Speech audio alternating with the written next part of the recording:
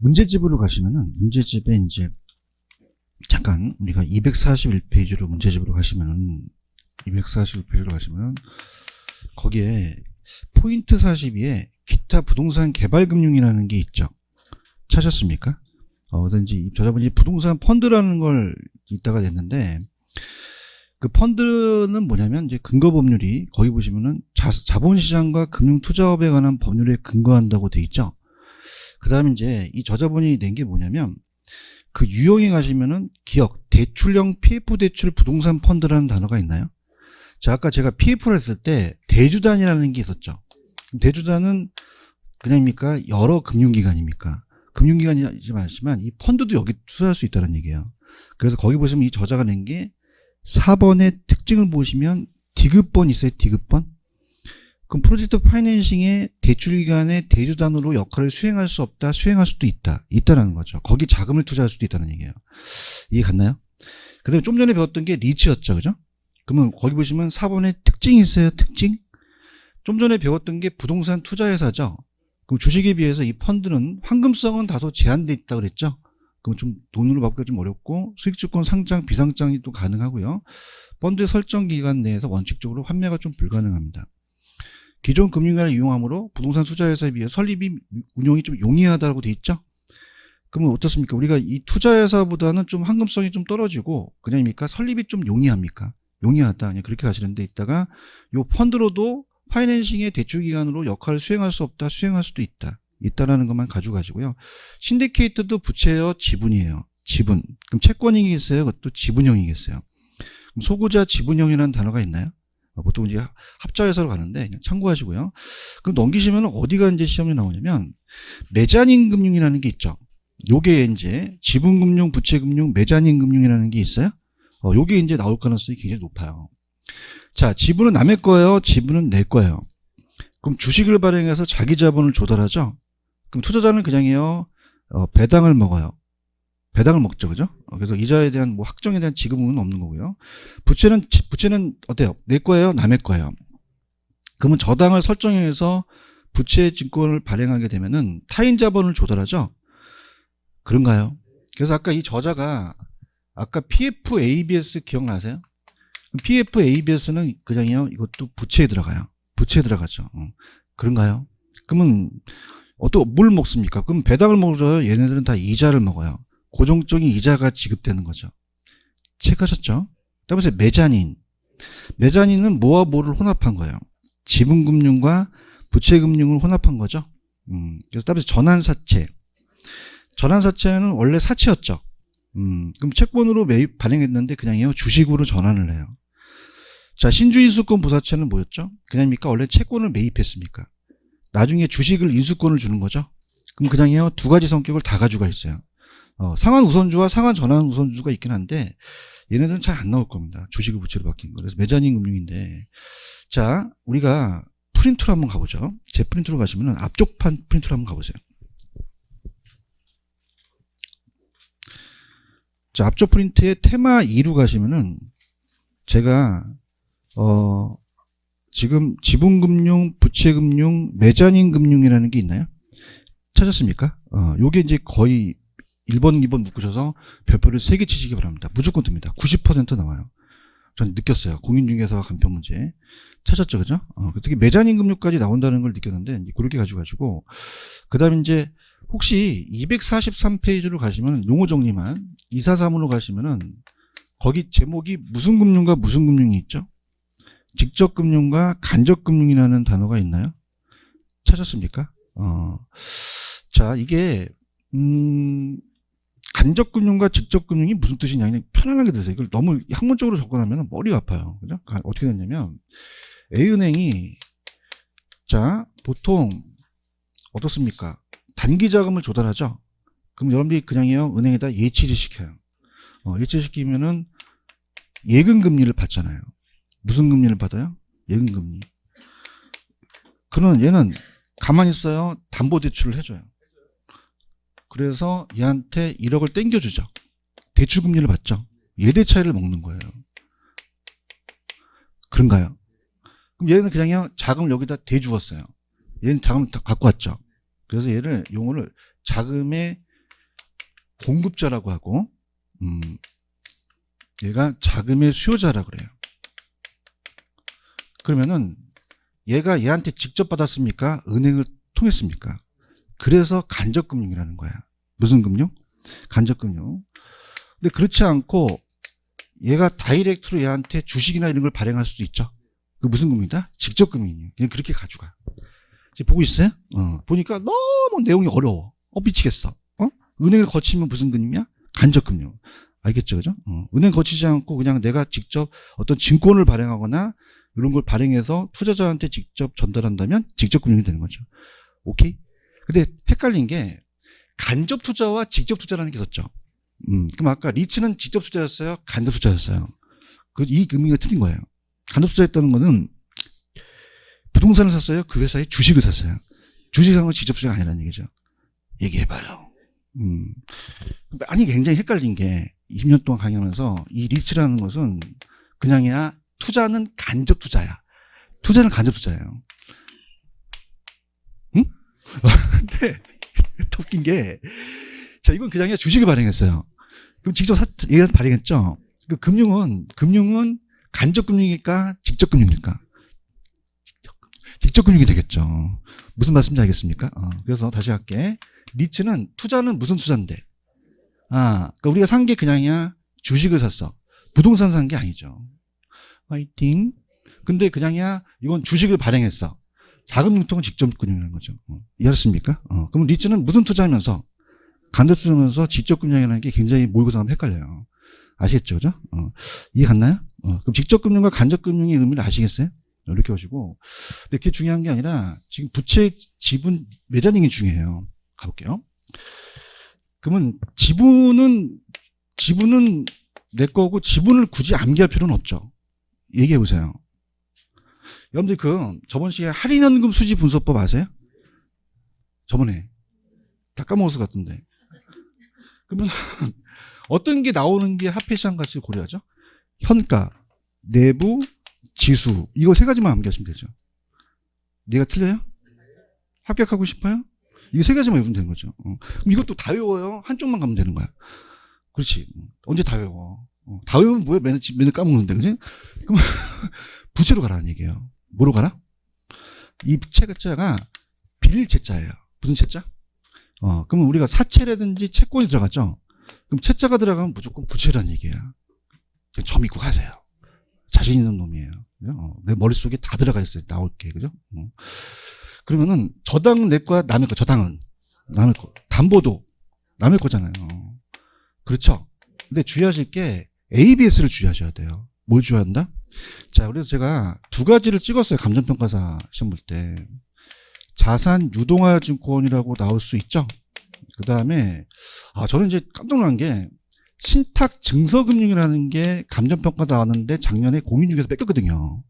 그 신탁 증서금융이 아까 봤던, 담보신탁. 어디서 많이 듣던 거 아니에요?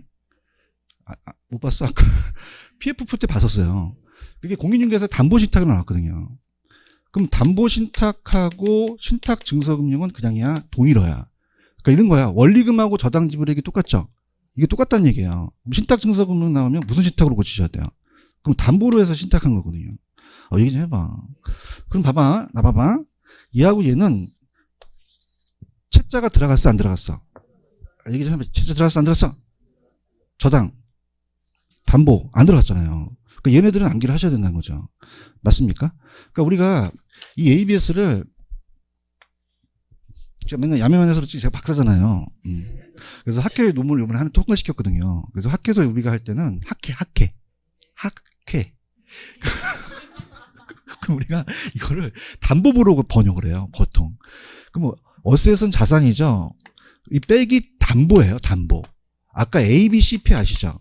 이거 자산담보부 어음이라고 나왔거든요. 아시겠습니까? 그러니까 원래 담보로 해야지만 맞는데 담보부 주권이 맞는데 어떤 첫 번째 출제원이 자산 유동화 주권 내니까 다 자산 유동화 주권 내고 있어요. 그게 틀린 집은 아니에요. 그냥입니까? 자산을 현금화 시킵니까? 현금화 시켜요. 이해했나? 그럼 이건 ABS는 뭐가 붙어야 돼? 담보가 붙잖아요. 얘기 좀 해. 부채금융으로 가셔야 되고. 맞아요? 이 신탁증서금융은 무슨 신탁으로 고치고. 이게 고쳐야 돼요. 아시겠죠? 그죠? 그래서 이게 간평에 나오는데 내가 분명히 작년에 얘기했거든요. 이게 나올 것이다. 나왔단 말이에요. 작년에요. 아시겠습니까? 이거 외에는 다른 것들은 그냥이야 채자 찾으면 돼. 저당 담보 찾으면 되는 거죠. 맞아요? 제 프린트 있어요? 부채금융이 있어요? 저당이 있어요? 회사채 있죠? 근데 MBS는 아직 안 나왔어요. 근데 MBS는 따라서 주택저당증권. 그럼 저당이라는 게 들어갔죠? 그래서 네 가지 종류가 다 MBS가 다 부채금융이 들어가요. 이해 갔나요? 자, 자산유동화증권 ABS 주의하시라 했나? 그럼 가만히 있지 말고 현관 배치를 해야지 빨리. 자, 그럼 얘는 담보가 들어갔어요? 안 들어갔어요? 안 들어갔으니까 얘는 주의 있게 보라는 얘기예요. 오케이? 그 다음에 갈게. 자, MBB는요, 너무 친절하게 그 한글이 나왔거든요, 같이요. 그냥 다 들어갔어. 이게 뭐 어떻게, 저당채권, 담보부채권. 야, 이런 게 나오는데도 지분금융 찾는 사람 봤어요. 난 진짜. 환장하겠어, 진짜. 그 다음에 주택상환 사채 있어요? 신탁증서금융을 뭐라고 한다고요? 이따 나오면 내가 간평 문제와 공인중개사 문제를 보여드릴 거예요. 그 무슨 신탁으로 고쳐야 돼? 담보신탁. 그 다음에 ABCP가 나왔는데 자산 담보라는 게 나왔죠. 근데 CMBS는 아직 안 나왔지만은 CMBS라는 게 공인중개사에 나왔긴 했는데 이 CMBS는 C가 커머셜이에요. 자, M이 따라서 저당, B가 담보. 그러면 상업용에 대한 저당을 담보로 가는 거거든요. 이것도 부채로 가는 거죠. 맞습니까? 근데 중요한 게 메자닝이라는 게 있어요. 메자닝은 그냥이야 혼합이야. 혼합이에요. 그래서 신주 인수권 부사채라는 게 있죠. 원래는 그냥입니까? 채권으로 매입했습니까? 나중에 새로운 주식으로 인수권을 주거든요. 그럼 신주라는 게 들어갔죠. 그럼 신주 인수권 부사채가 나오면 이건 그냥 다 메자닝이다. 메자닝을 보셔야 돼요. 아시겠습니까? 그 다음에 전환사채는 아직 안 나오는데 제가 제 해커스만 강의하는 게 아니라 여러 출판사 강의하거든요. 그러다 보니까 지금 돌고 있는 전환사채가 돌고 있어요. 문제집에서. 무슨 사채? 전환사채라는 단어가 있나요? 그럼 원래는 그냥 얘도 채권으로 발행했어. 뭐로 전환했어? 주식으로 전환했죠. 맞아요? 그럼 우리가 전환사채나 신주인수권 부사채 나오면 채자 나왔다고 부채 찍으셔야 돼? 매자닝 찍으셔야 돼? 그래서 제가 자다가 태풍이 막 불어갖고 제가 좀 호리호리 해갖고 전봇대에 매달려요. 어디에 매달린다? 자, 따라서 전신주에 매달린, 이 두 가지 잡으셔야죠. 반응도 없고. 아시겠어요? 맞출 수 있겠어요? 이따 문 쭉 풀면은 이게 지분이냐 부채냐 맞히셔야 돼요. 오케이? 빨리 가. 식기 전에 빨리 가. 백간 먹겠다. 그래서 가시게 되면은 페이지 가시면 274페이지로 갑니다. 자, 이거 가기 전에 아까 여러분들 273페이지로 가시면은 66번 있어요? 자, 아까 부동산 펀드도 그냥입니까? PF에 투자를 합니까? 그럼 5번에 보시면은 아까 부동산 펀드도 PF에 대주단은 참여 사례가 없다, 있다? 있다. 그것만 가져가세요. 아시겠죠? 그죠? 넘깁니다. 자, 제가 이렇게 한번 보여드려 볼게요. 지금 275페이지에 70번부터 잡습니다.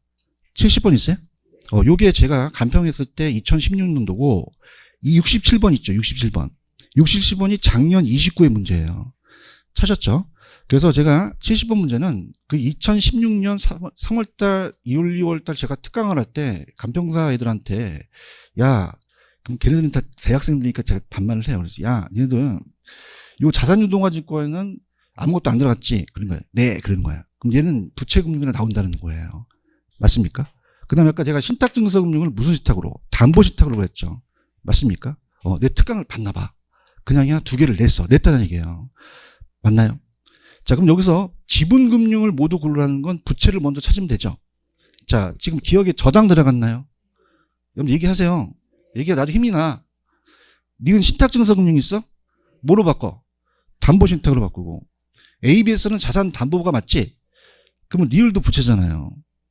그 다음에 미음 신주인수권 부사채는 뭐예요? 매자닝이죠. 그럼 신디케이트 디귿번 하나만 정답이 1번이 정답이라는 거죠. 체크하셨습니까? 그래서 작년에 67번이 나온 거예요. 처음으로 신탁증서금융이라는 게 나왔어요. 찾았나요? 자, 그럼 여기서 지분을 해당하는 건 부채부터 찾으면 되죠. 1번 주택상환사채는 부채인가요? 신탁증서금융 또 나왔나요? 기출을 뺏긴단 말이야. 난 느꼈어. 찾았죠, 그죠? 신탁증서금융이 담보니까 들어가죠? 근데 ABCP는 아직 안 나왔지만은 자산담보라는 게 들어갔잖아요. 그런가요? 자, 5번은 그냥 다 들어갔어.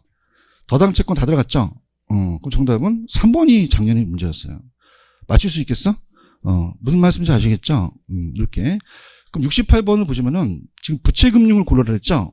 그럼 저랑 같이 가셔서 이게 부채인지 매자닝인지 지분인지 얘기하셔야 돼. 기억에 저당 담보 채권 들어갔지? 뭐야? 부채, 신디케이트, 지분, ABS 자산유동화증권, 부채. 아직 안 나왔지만 저당 대출, MPT 저당 대출 들어갔죠? 조인트 벤처, 지분, 주택상환사채, 부채죠. 근데 전신주의 어떻게 됐어? 전신주가 뭐야? 그러니까 전신주가 뭐냐고. 전환사채와 신주인수권부사채 매자닝인 거죠. 알겠어? 내 말만 들어. 다 합격해 그냥. 알겠죠, 그죠? 그러면 부채금융은 4개가 되겠죠. 찾았습니까? 맞아요. 뭘 세봐 4개 맞아. 자, 그 다음에 69번이 처음으로 매자닝이 나왔어요. 그 매자닝 금융은 어떤 거다? 신주 인수권부사채가 나왔다는 거죠. 1번이 정답인가요? 그래서 제가 70번을 낸 거죠. 이 특강 때. 그랬더니 또 공인중개사에 60번이 나온 거죠. 전 너무 신난 거죠. 알겠죠, 그죠? 이해하셨습니까? 그 다음에 이제, 그럼 우리 어떻게 된다? 69번의 정답은 1번이 정답이고, 70번은 1번이죠? 70번 마지막 갑니다. 자, 이건 쉬워요. 71번의 정답 3번에 보시면 신디케이트 있어요? 신디케이트도 지분이죠? 그럼 채권이 들어가야 돼요? 지분형이 들어가야 돼요? 소규모 지분이죠. 아까 자본시장 금융투자법에 따라서 펀드는 부동산 개발 사업에 투자할 수 없다? 있죠. 자, 투자예산을 금융한테 배부로 차입하는 것은 부채금융이죠. 부채금융이고요. 그 다음에 4번 한국특금융공사가 MBS를 발행했죠. 자, 그럼 이건 간접금융으로 봐야 돼요? 직접금융으로 봐야 돼요? 직접 투자자한테 발행한 거죠. 얘기하세요. 그 다음에 아까 이 저자만의 문제에 조인트 벤처 방식의 회사가 있었어요. 부동산 프로젝트에 대한 금융투자예산은 부동산 개발사업, 사회 간접자본 투자, 주택건설 등 특정 사업을 통해서 한시적 운영하는 그 수익을 주주한테 배분하는 주식회사다 나와 있었어요. 그죠? 맞아요. 그죠? 아까 나왔었어요. 그죠? 그러니까 우리가 3번이 정답이라는 거죠. 이해하셨습니까? 그럼 제가 말씀드리면 지금 제가 약속 좀 해주세요. 이 지분과 부채와 매자닝은 찍어야 돼요? 반드시 맞춰야 돼요? 얘도 찍고, 쟤도 찍고, 내년에 또 오고, 창피하니까 다른 학원 가고, 큰일 나요. 아시겠죠? 그죠? 반드시 맞추셔야 돼요? 그 점수를 따시라는 얘기예요. 아시겠습니까? 제 프린트에 나와 있는 것만 가져가세요. 자신 있습니다. 알겠죠? 그죠? 제가 전환사채까지도 끄집어낸 거예요. 그죠? 이렇게 가져가지고, 프린트 오늘 다 받으셨죠? 갑니다. 프린트 갑니다. 가시면은, 프린트로 가셔서 일단은 이 저자분의 책이니까 페이지로는 278페이지로 가시면은 278 가시면은 278에 테마 7편 제1장의 부동산 이용 및 현상 나와 있죠. 이쪽 파트는 이렇게 문제 비중이 그렇게 높지는 않아요. 그죠? 높지는 않아서 자, 프린트를 보시면은 테마 1 부동산 이용이라는 단어가 있나요? 그래서 우리가 집약적이라는 얘기 들어보셨죠? 수학이 체증해요? 체감할 수도 있어요. 단위 면적당 투입된 노동자가 자본의 크기에 대한 게 감소할 수도 있죠. 그럼 집약한계와 조방한계라는 게 있나? 그럼 집약한계는 별로 안 중요하기 때문에 집약한계라는 건 뭐냐면 자, 우리 건물을 지을 때 그냥입니까? 한계가 있습니까? 한계가 있죠. 그럼 집약한계는 뭐와 뭐가 같죠? 한계 수익과 한계 비용이 같죠, 그죠? 분위기 안 좋아서 다시 할게. 여러분들, 손익분기점이라는 얘기 들어봤나요? 똔똔이? 그럼 만약에 뷔페를, 3만원짜리 뷔페를 갔어요. 그럼 몇 접시를 먹어야지만 좀 본전이 맞을까? 그렇게 많이 먹어? 자. 세 접시라고 한번 해봐요. 그죠? 그러면 한 접시 먹으면 그냥이야, 좀 아까워. 손실이 올 수도 있다는 거죠. 맞습니까? 그냥이야 더 먹을 수 있어. 근데 20그릇 먹으면 그냥이야 병원에 실러갈 수 있다는 거예요. 아시겠습니까? 그럼 이 손익분기점이 조방한계예요. 무슨 한계다? 조방한계라는 게 있나요? 그러니까 총수익과 총비용이 같다 그랬죠? 조방한계. 조방한계는 뭐하고 뭐가 같아요? 총수익과 총비용. 찾았죠? 조금 약간 야매가 좀 어떤 위험한 야매인데, 답에서 조총. 조하고 총하고 똑같죠? 투자론에서, 그죠? 좀 위험해, 그죠? 그럼 얘는 그냥 이제 총수익과 총비용이 나와야 돼. 총수익과 총비용. 자, 손익분기점이라고 돼 있어요? 손익분기점은, 여러분 생각하실 때, 5층을 딱 졌으면은 손익분기점이라면, 만약에 2층 지면 그럽니까? 손실이 올 수도 있습니까? 넘으면 손실이 온다는 얘기죠. 얘기 좀 해봐요. 그럼 집약도의 상한선, 하한선. 그럼 올릴 수 있죠. 근데 계속 올려요. 한계가 있어요. 그럼 10주까지 딱 올려갖고 여기가 따보세요. 집약한계.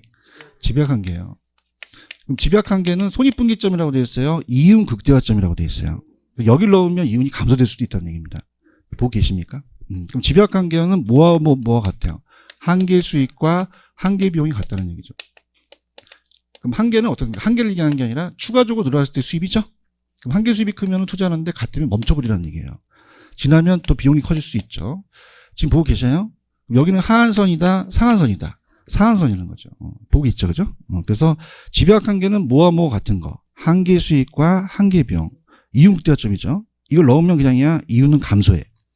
토지용 집약도의 상한선이라고 되어 있어요. 조방한계는 뭐가 맞나? 총수익과 총비용. 손익분기점을 바로 넣으면 손실이 올 수도 있죠. 이해 갔나요? 자, 지가구배 현상은, 자, 우리가 지가가 있으면요, 도심에서 외곽이라면, 자, 지가가 점점 이렇게 낮아져요. 그럼 도심이 그냥입니까? 땅값이 비쌉니까? 그럼 기울기라는 게 있죠. 그럼 밑변분의 높이라면, 자, 명동은 조금만 지나면 지가가 떨어지죠. 그럼 도심은 그냥입니까? 이 하락폭이 큽니까? 그럼 지가 하락폭이 도심에 가까울수록 크다고 나와 있나요? 외곽은 그렇게 차이가 안 난다는 얘기예요. 근데 소도시와 대도시가 같아요? 달라요? 소도시가 좀 단순하죠? 대도시는 좀 극경사로 떨어진다. 도시 스포로는 따라서 난개발. 난개발이라는 얘기 들어보셨죠? 자, 그래서 난개발. 그럼 도시 스포로는 얘는 가장 중요한 게 도심이에요. 외곽에서 발생돼요. 외곽에서 발생돼요. 계획적이에요. 무계획적. 무질서, 불규칙, 편면적으로 확산되죠. 개발도상국 등에서 토지이용 계획에 소홀히 할 때 발생하고 그 다음에 찍어지면 특징이 나와요. 도심지예요. 외곽이에요.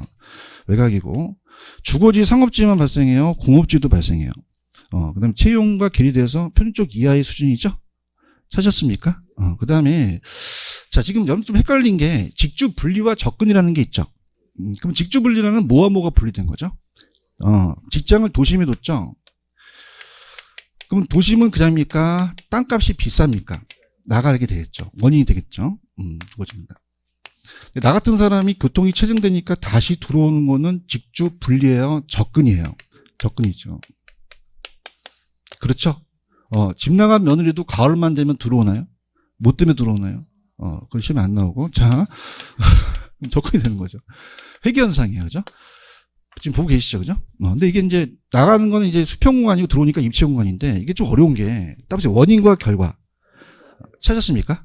좀 심한 학습을 해볼게요. 만약에 나가는 건 그냥입니까? 직주 분리입니까? 들어오는 건요. 그러면 지가가, 도심이 지가가 높아지면 그냥이야, 나가. 도심의 지가가 떨어지면 들어와. 지금 뭐 하는지 알아야 돼. 환경이 악화되면 나가. 환경이 개선되면, 규제가 강하면, 규제가 완화되면, 재개발이 철거되면 나가고, 완료되면, 교통이 발달하면 나가고, 체증되면 들어온다는 거야. 잘해 이거. 알겠죠, 그죠? 그래서 지금 뭐 하는지 알아요? 뭐 하는지 모르는 사람도 있을 것 같아, 그죠? 근데 이게 바꿔낼 수도 있다는 얘기죠. 근데 여기까지는 좀 안 건드렸어요. 찾았습니까? 결과라는 게 있나요? 그럼 직주 분리해서 여기가 뻥 뚫리는 게 따라서 공동화 현상. 낮에는 바글바글 뻥 뚫리죠? 그 다음에 침상도시화가 된다는 건 나가서 이제 잠만 자는다는 거예요. 맞아요? 그럼 어떻습니까? 그럼 접근은 그냥이야 들어오니까 건물이 고층화돼. 하춘화야 해춘화. 하춘화는 노래 부르는 사람이고, 해춘화는 도시가 다시 새 건물로 바뀌잖아요. 젊어진다는 얘기야. 그죠? 그럼 내가 팁을 줄게. 이 결과 있잖아, 결과. 결과는 화자가 다 들어가. 봐봐. 공동화, 침상도시화, 고층화, 해춘화가 들어가. 맞지? 팁을 준 거야. 알겠죠? 근데 중요한 거는 직주 분리에 대한 결과는 공동화하고 침상도시화하고 직주 접근의 결과는 고층화와 해춘화를 가져가셔야죠. 아시겠죠? 그죠? 이해 갔어요? 자, 그러면은, 자, 문제를 한번 풀어볼게요. 이렇게 중요한 문제가 아니기 때문에 제가 깊게 갈 필요는 없어요. 그래서 문제로 가서 그냥 나와 있는 거 그냥 설명하는 걸로 그냥 끝내버릴게요. 어디로 가냐면, 페이지는 문제집으로 한번 가볼게요. 우리가 292페이지입니다. 292페이지 가시면은,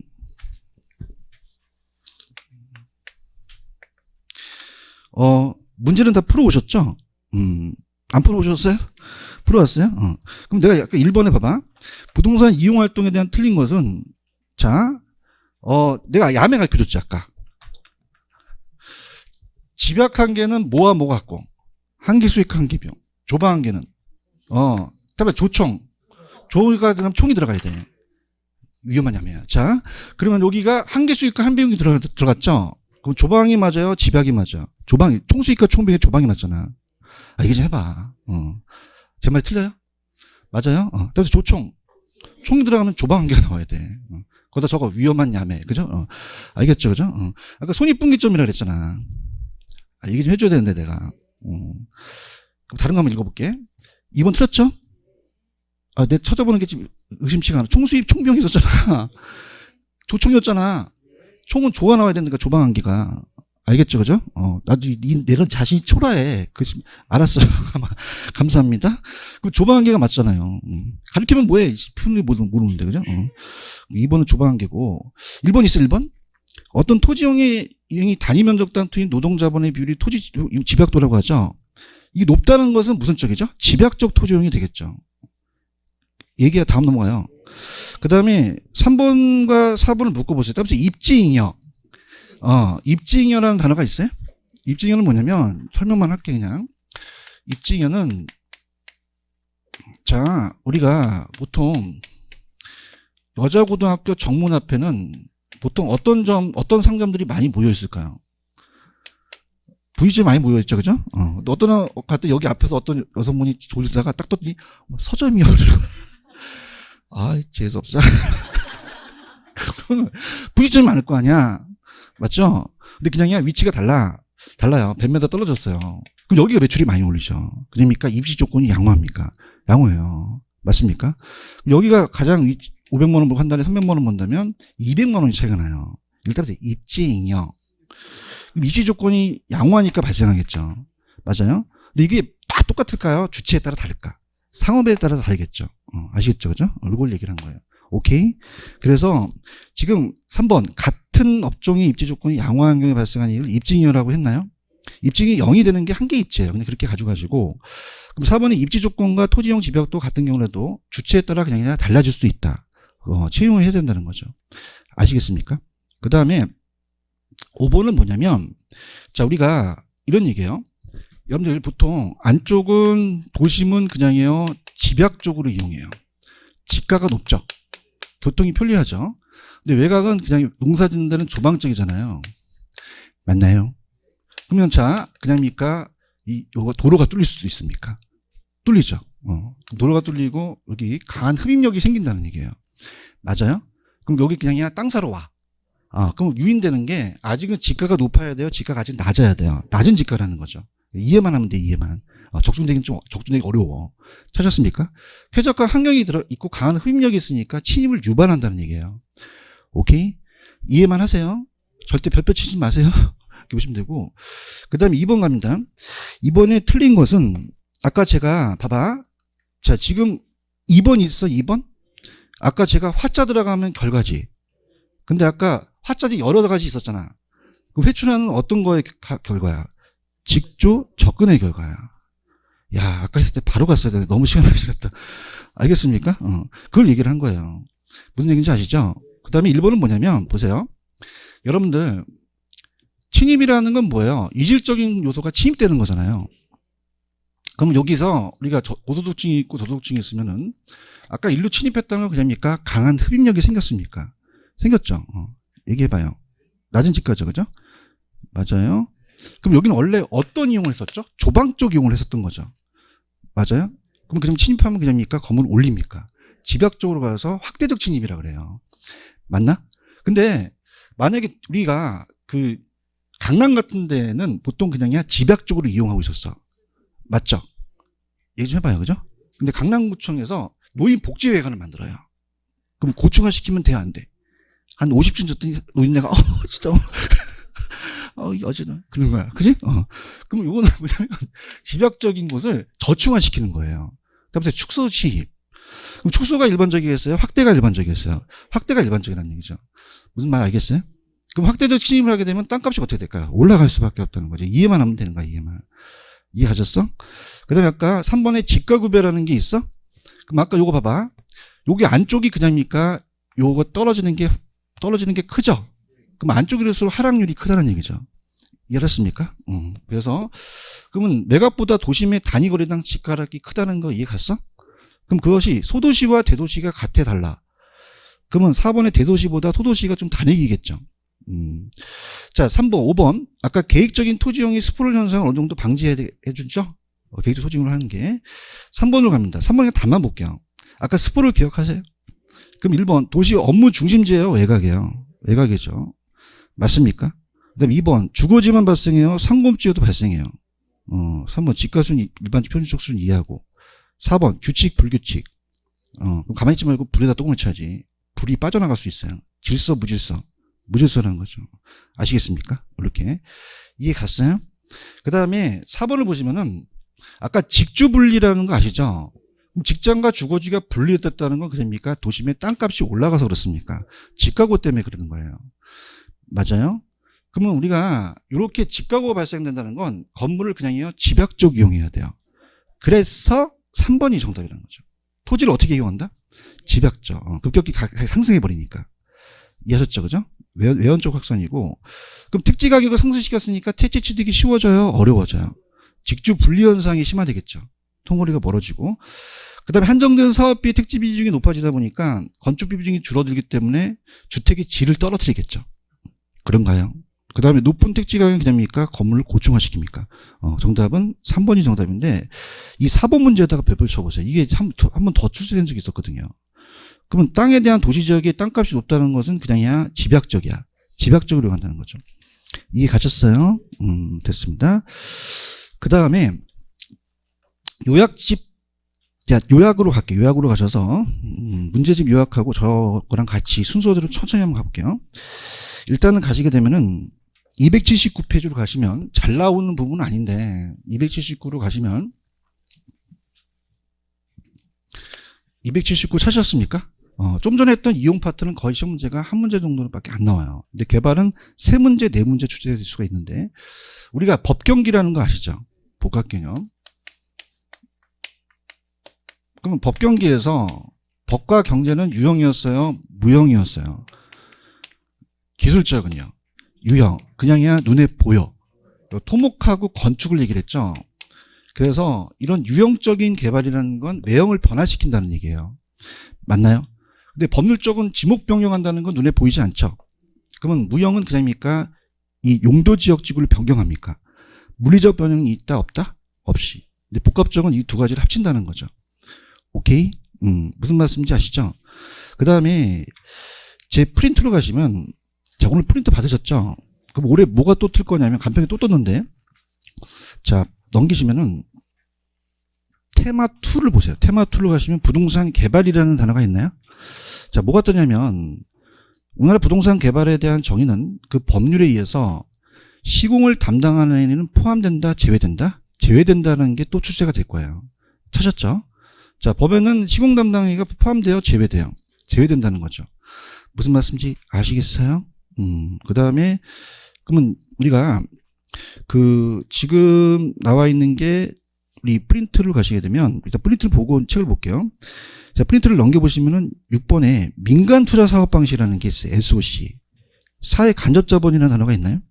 자, 그럼 우리가 자, 지금 1번서부터 5번까지가 제가 굵은 글씨로 해놨어요. 그럼 BTO는 다, B는 다 그냥입니까? 직고가 들어갑니까? 그 BTO를 얘기해 보세요. 어떻게 됩니까? BTO는 짓고, 이전하고, 운영. BOT는요? 짓고, 운영하고, 이전하고. BTL은요? 짓고, 이전하고, 임대. BLT는 짓고, 임대하고, 이전. BO는 T가 없죠? 트랜스퍼가 없어요. 그럼 얘는 그냥이야 짓고, 소유하고, 운영해. 오퍼레이트가 아니니까. 맞나요? 그 다음에 기억하고 니은번에다가 별표를 쳐보면 바랍니다. 그래서 무슨 방식과 무슨 방식이 있죠? 얘가 시험 문제가 가장 출제 빈도가 높아요. 두 가지 방식이. 그래서 이따가 또 책에서 보여드릴 텐데, 그러면 민간 투자 사업 방식에 대한 우리가 어떻습니까? 자체적으로 민간의 투자 사업 방식인데, 빌드는 다 민간이 건설을 하죠. 건설도 맞고 직구도 맞는데, 트랜스퍼는 그냥입니까? 기부 체납했죠. 근데 중요한 거는 오퍼레이트와 L이 달라요. 그럼 오퍼레이트를 그냥요, 지가 운영을 하는 거예요. 수익형이라고 볼 수 있죠. 그런가요? 운영을 해서 수익형이고요. 근데 리스는 정부한테 임대주죠. 그래서 임대로 하는 거예요.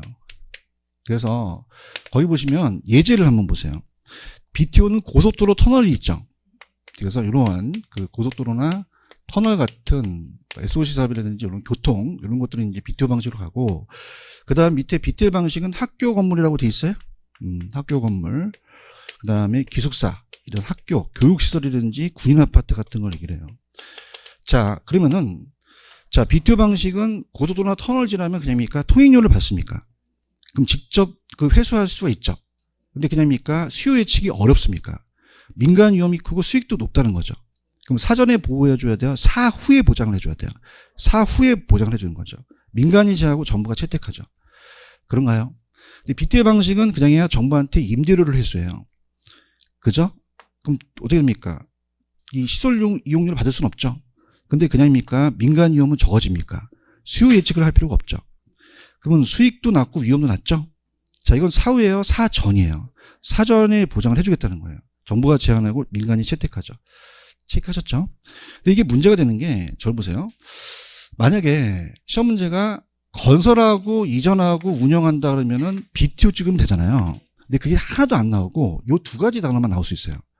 그럼 고속도로나 터널 지나서 그냥입니까? 통행료를 받습니까? 그럼 시설 이용료 투자비를 해서 민간 위험이 크다는 건 BTO를 찍으셔야 돼요. 맞습니까? 자, 그다음에 버스, 택시 어딜 지나? 근데 끝까지 잘하셔야 돼. 뭘 받아? 돈 받아요, 돈. 나도 초라한데 이것만 나오면 이걸 찍으라는 얘기예요. 아시겠습니까? 근데 학교나 기숙사 나오면 BTL이 맞는 거죠. 이해갔어요? 그럼 280페이지로 한번 정리를 해볼게요. 280페이지로 가시면은, 이 저자가 개발의 주체라는 단어가 있나요?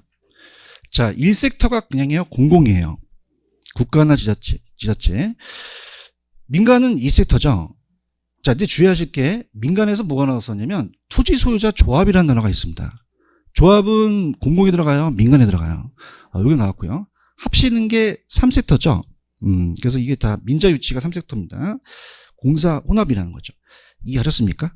그래서 민자유치 개발 방식은 이따 문제 풀 때 해드리고, 밑에 보시면 아까 BTO와 BTL이라는 단어가 있나? 찾았습니까? 그럼 아까 고속도로 터널은 뭐야? 어떻게 알았어? 얘기해봐. 버스하고 택시하고 뭘 받아? 그냥이야 사용료를 부과해. 투자비를 회수하죠. 맞아요? 그러니까 민간의 사용자에 대한 사용료가 투자비 회수예요. 근데 그냥이야 개미새끼 화면이 안 지나가. 그럼 수요 예측이 어렵죠. 그러면 사업에 대한 민간 사업자가 수요 위험 부담이 크다는 거죠. 사전, 사후 보조금을 지급해 주는 거예요. 오케이? 근데 BTL 방식은 그냥이야 학교나 기숙사야. 통행료 받을 수 없죠. 자, 이건 그냥입니까? 사용료를 부과함으로써 최종료 사용료 부과를 못하니까 투자비 회수가 어렵기 때문에 임대료를 받아요. 정부의 실임대료. 그럼 그냥요 리스크가 작아요. 수요 예측이 필요 없죠. 민간의 수요 위험이 배제된다는 얘기입니다. 그럼 이건 사전의 수익률을 확보해야 된다는 거죠. 이해하셨습니까? 문제를 한번 풀어볼게요. 넘깁니다. 넘기셔서 교재로 가시면 아까 페이지로 가볼게요. 자, 294, 295페이지가 기다리고 있는데요. 일단 답부터 확인해 볼게요. 자, 지금 5번 문제 있죠? 자, 5번 문제 제가 지적한 건데, 아까 틀린 걸로 갑니다. 틀린 걸로 가시면은, 자, 3번. 아까 부동산 개발업에 대한 법률 기억하시죠? 시골 담당 행위가 포함됩니까? 제외됩니까? 제외된다는 거죠. 3번이 정답인가요? 보시고. 다른 것들은 뭐 다 했던 거니까 읽으시고, 6번을 가볼게요. 6번을 가니까, 자, 펜 들어보세요. 거기 보시면은, 기숙사라는 게 들어갔죠? 기숙사 딱 나오면 BTL 생각해 보셔야 돼요. 그 다음에 중공이라는 단어 있나요? 소유권을 기속이라는 단어가 있나요? 맨 끝에 임차 있죠? 그럼 BTL 방식이 3번이 정답이라는 겁니다. 그런가요? 이렇게 잡으시고요. 그 다음에 7번을 가시면은, 자, 이건 좀 어렵기 때문에 하나하나씩 풀어볼게요. 7번에 보시면 틀린 거 1번. 공사 혼합이 3섹터죠. 요게 기출 지문이에요. 그럼 민간이 자본과 기술을 제공하고 공공기관이 인허가를 낸 거죠. 지금 이 지문 보고 계십니까? 상호 보안 쪽 요 지문 나오면 몇 섹터 찍으셔야 돼요? 3섹터 찍으셔야 돼요. 이해 갔나? 그 다음에 BTO는 풀어오셨으니까 준공이라는 단어 있나요? 귀속 있나요? 운영 있나요? 읽어보세요. BTO O. 3번에 가시면 준공 있나요? 운영 있나요? 귀속 있나요? 연결시켜 보세요. BOT. 그 다음에 5번에 보시면 BLT라는 게 있나요? 준공 동그라미, 임대 동그라미, 이전 동그라미. 그럼 어떻게 BLT가 되는 거죠. 맞나요? 그 다음에 봐봐. 아까 BO 기억하지? BO는 트랜스퍼가 들어가 안 들어가? 그럼 이전이 나오면 틀리지. 그럼 중간에 이전이라는 단어가 있잖아요. 그럼 이건 안 맞다는 얘기예요. 무슨 말씀인지 아시죠? 자, BO는 어떻죠? 아까 자, 준공하고 운영, 자, 소유한 다음에 운영이 나와야 되는 거. 이전이 나오면 안 된다는 거죠. 그죠? 그럼 이 저자의 팩트는 뭐냐면, BO는 그냥이야, T가 들어가면 안 돼. 그 얘기를 한 거예요. 얘기 좀 해야 다음 넘어가요. 알겠어요? 4번이 그거고. 그 다음 8번도 다 풀어볼게요. 자, 틀린 거. 1번. 기숙사 나왔어. 기숙사 나오면 딱 P 팍 꽂히는 게 BTL 방식, BTL. 이건 교육시설이구나. 기숙사. 그럼 BTL이 맞죠? 그 다음에 2번. BTL은 시공사나 재무적 투자는 사전에 수익률을 확보하죠. 임대료 주니까. 맞아. 그렇죠. 그럼 BTL은 통행료를 받은 게 아니잖아요. 민간 사업자 시민들한테 시설 이용료를 이용하는 건 BTO 방식이 되는 거죠. 화이팅 해야 돼. 3번 있었지? 그다음 민자 유치를 많이 한다는 건 사업 방식은 시장 기능을 또 제고시키고 건설 경기를 활성화시켜서 일자리 창출하려고, 민자 유치 사업 방식은 정부나 지자체 시점이 재정 부담을 줄여서 재정 운영 방식을 탄력성을 또 제고한다는 거죠. 아시겠죠? 그래서 시험 문제는 이 두 가지 중에서 BT와 BTL 방식이 많이 나와요. 그죠? 그래서 아까 다시 말씀드리지만, 고속도로 터널 나오고 시설 이용료를 받아서 직접 투자비를 해소한다는 건, 자, 얘기해 보세요. 자, 이 건설 이전 운영이 들어갔어요, 안 들어갔어요? 안 들어갔어요. 맞습니까? 그래서 어떻게 버스하고 택시하고 근데 뭘 받아? 돈 이것까지 가셔야 돼요. 미치겠다. 뭐 그냥이야. 요거 돈을 받아. 시설비를 받죠? 그럼 운영하죠. 아시겠습니까? 근데 중요한 게 그냥이야. 개미새끼 한 마리 안 지나가. 그럼 수요 예측이 불가할 수 있죠. 민간 위험이 크다는 얘기죠, 그죠? 사후에 보장을 해주는 거죠. 오케이? 그래서 이것도 문제가 나올 가능성이 있다는 거죠. 되셨죠? 됐습니다. 좀만 쉬었다가 갈까요? 네, 좀만 쉬십시오.